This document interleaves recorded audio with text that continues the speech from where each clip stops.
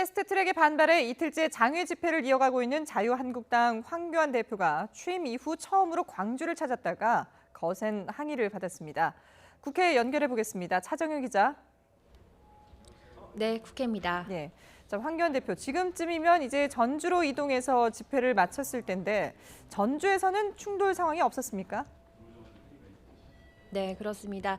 오늘 오후 2시를 넘겨 황교안 대표와 지도부들은 전주에 도착했습니다. 자유한국당을 규탄하는 팻말을 들고 1인 시위를 하는 시민들은 있었지만 다행히 큰 충돌은 없는 것으로 확인됐습니다.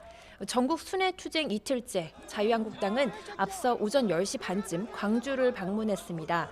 황교안 대표가 광주 송정역에서 규탄 대회를 열던 중 현장에 있던 광주 시민단체가 물러가라고 소리치는 등 거센 항의가 이어졌습니다.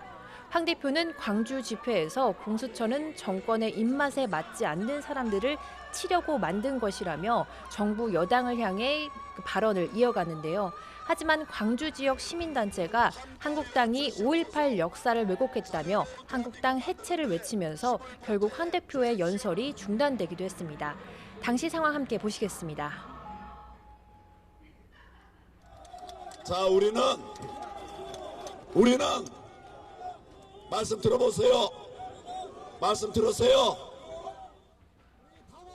네, 이처럼 거센 항의 속에서 가까스로 문재인 정부 규탄 집회를 마친 당 지도부는 다시 KTX를 타기 위해 에스컬레이터로 올랐습니다. 하지만 일부 시민들에 막혀 송정역 주변이 마비되기도 했는데요. 함께 보시겠습니다.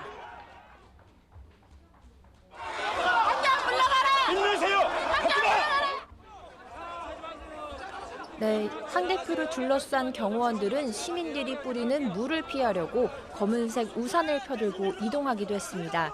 결국 수십 분 대치 끝에 황 대표는 경찰의 도움으로 송정역 역무실로 몸을 피하면서 상황이 일단락됐습니다. 네, 상당히 혼란스러운 상황이 연출이 됐는데요. 자, 그런가 하면은 여당인 더불어민주당은 연일 민생 행보로 한국당을 우회적으로 압박하고 있죠.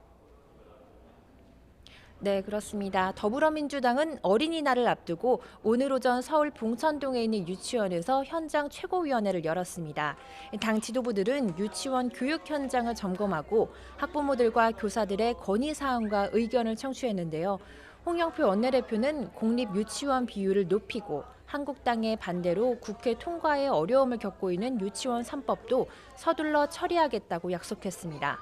이런 가운데 문무일 검찰총장의 수사권 조정 반발 발언에 대해 그동안 언급을 거렸던 홍 원내대표는 검찰도 정부 조직 중의 하나인데 국민의 대의기관인 국회에서 각 정당이 합의한 것을 민주주의 위배라고 비판한 것은 이해하기 어렵다고 말했습니다. 직접 들어보시죠.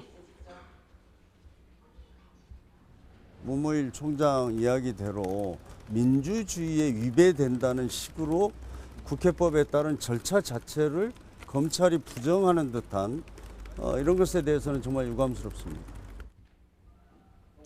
네, 이와 함께 조응천 의원의 검경 수사권 조정 반대 표명을 두고는 충분히 당내에도 다른 의견이 있을 수 있는 만큼 시간을 갖고 협의하면 된다고 설명했습니다. 지금까지 국회에서 YTN 차정윤입니다.